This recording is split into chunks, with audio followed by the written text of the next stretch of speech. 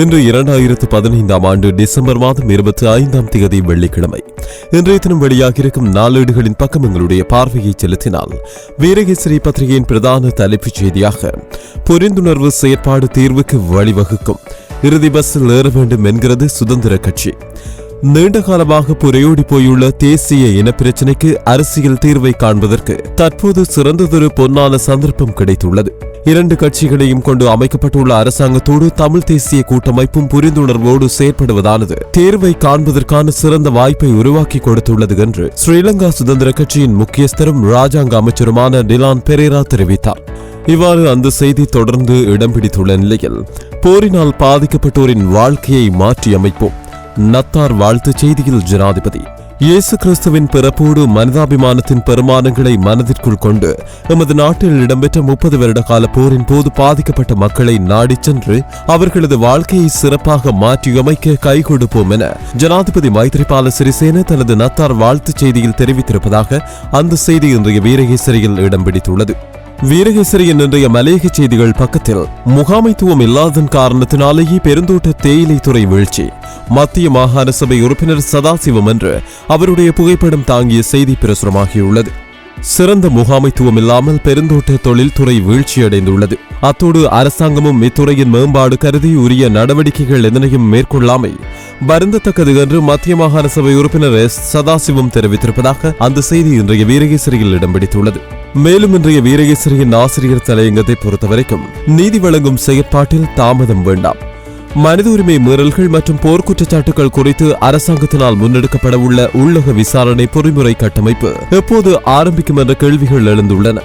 குற்றச்சாட்டுகள் குறித்து உள்ளக விசாரணை கட்டமைப்பை முன்னெடுப்பதாக அரசாங்கம் சர்வதேசத்திற்கும் உள்நாட்டுக்கும் உறுதியளித்திருக்கும் நிலையில், அதன் செயற்பாடுகள் இன்னும் உள்நாட்டில் உரிய முறையில் ஆரம்பிக்கப்படவில்லை என்று கூறப்படுகின்றது.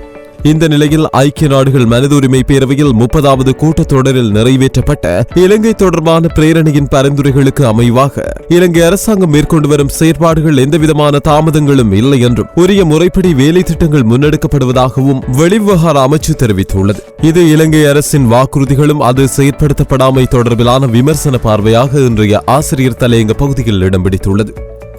இன்றைய தினக்குரலின் பிரதான தலைப்புச் செய்தி, இன நல்லிணக்கத்தை ஏற்படுத்துவதில் ஜனாதிபதி தீவிர ஆர்வம். நாட்டின் எந்தவொரு சமூகங்களுக்கும் எந்தவித பாதிப்பும் ஏற்படாத வகையில் இன வேறுபாடுகளை களைந்து ஐக்கியத்தை நிலைநாட்டுவதற்கு துரிதமாக செயற்பட வேண்டும் என ஜனாதிபதி மைத்ரிபால சிறிசேன தீவிர ஆர்வத்தை கொண்டிருக்கிறார்.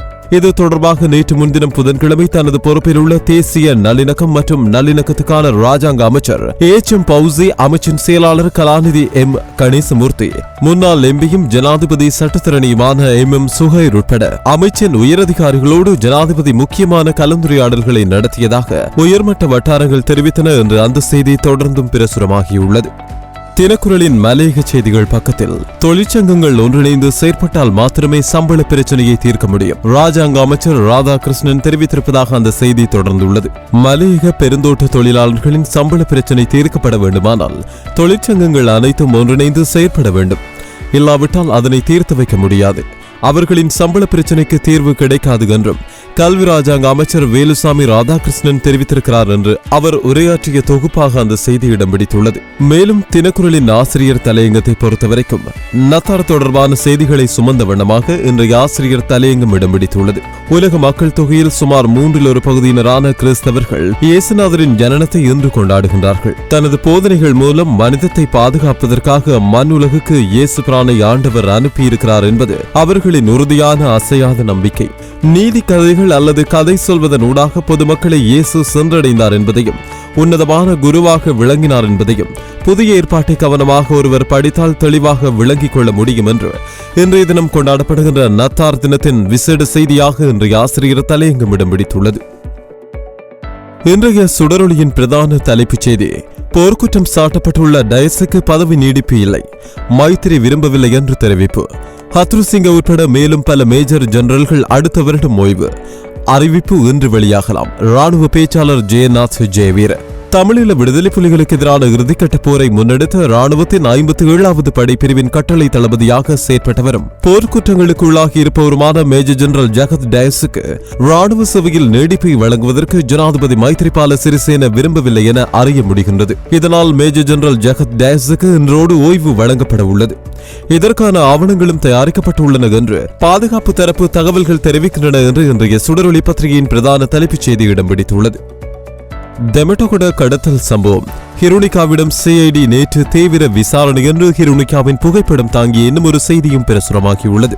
தெமட்டகொடையில் ஒருவர் கடத்தப்பட்டு தாக்குதலுக்கு உள்ளாக்கப்பட்ட சம்பவம் தொடர்பாக நாடாளுமன்ற உறுப்பினர் ஹிருனிகா பிரேமச்சந்திரவிடம் கொழும்பு குற்றப்புலனாய்வு பிரிவினர் நேற்று தீவிர விசாரணை நடத்தியுள்ளார்கள். இந்த சம்பவம் தொடர்பில் ஹிருனிகாவின் 6 உதவியாளர்கள் கைது செய்யப்பட்டுள்ளதாகவும் அது தொடர்பில் மேலதிகமான செய்திகள் பிரசுரிக்கப்பட்டுள்ளன. தொடர்ந்து இன்றைய சுடரொளியின் ஆசிரியர் தலையங்கம்.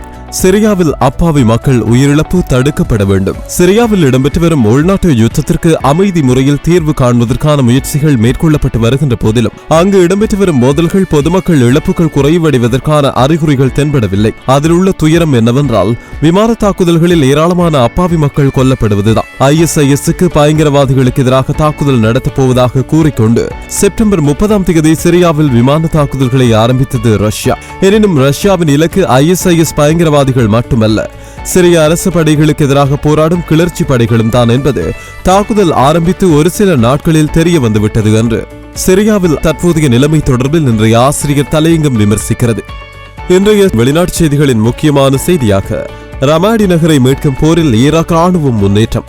இஸ்லாமிய தேச IS தீவிரவாதிகளின் கட்டுப்பாட்டில் உள்ள ஈராக்கின் ரமாடி நகரை மீட்பதற்கான போரில் ராணுவம் நகரின் மையப்பகுதிக்கு முன்னேறியுள்ளது.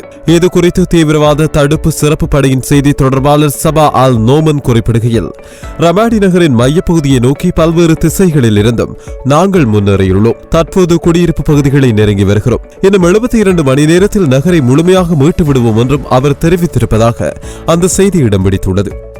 இந்திய செய்திகள் பக்கத்தில் தமிழகம் வெள்ளத்தில் மூழ்க திமுகவே காரணம், அமைச்சர் பன்னீர்செல்வம் தெரிவித்திருப்பதாக அந்த செய்தி இடம் பிடித்துள்ளது.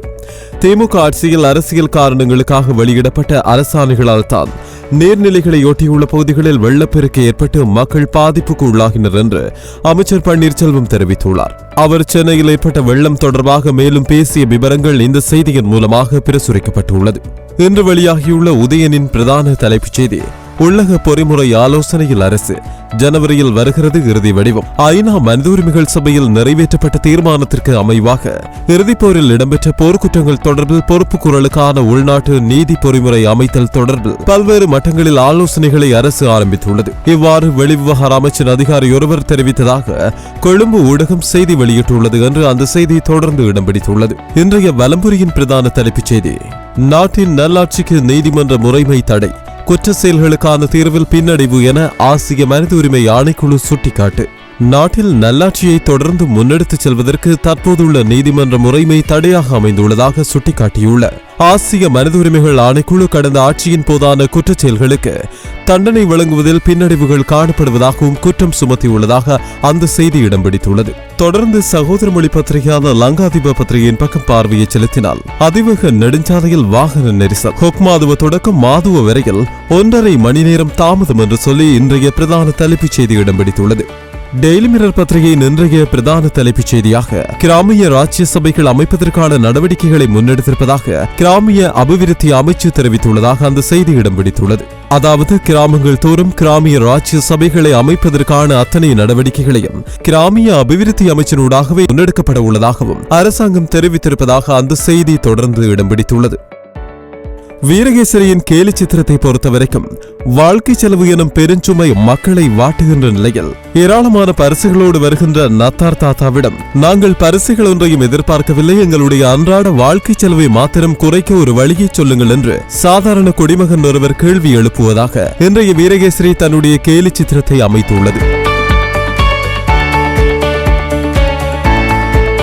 தினக்குரலின் கேலி சித்திரத்தை பொறுத்தவரைக்கும் நத்தார் பண்டிகை புதுவருட கொண்டாட்டங்கள் கூட வரிகள் எனும் போர்வையில் மக்கள் மீதே சுமத்தப்படுவதாக இந்த படம் சுட்டிக்காட்டுகிறது.